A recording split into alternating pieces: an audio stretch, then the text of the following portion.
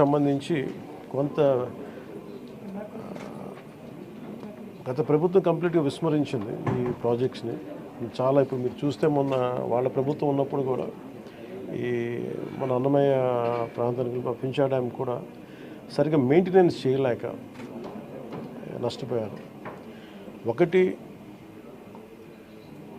కెపాసిటీకి మించి వరదలు వచ్చినాయి.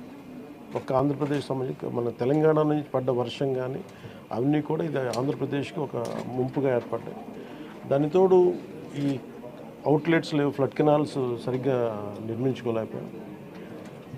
ఒకటి మన స్టేట్ బైఫర్కేషన్ నుంచి ఇప్పుడు దాకా మన ఇన్ఫ్రాస్ట్రక్చర్ ఇలాంటి భవిష్యత్తులో జరగకుండా, నగరాలకు ఎలాంటి ముంపు వాటిల్లకుండా ప్రతి నగరాన్ని కూడా నేను అసెస్ చేయాల్సిన అవసరం ఉంది. ప్రస్తుతం విజయవాడని ప్రత్యేక కోణం నుంచి దీని మీద దృష్టి పెట్టాలి. అదొకటి ఫ్లడ్స్ అయిపోయిన తర్వాత ఆలోచిస్తున్నాం. ప్రస్తుతానికి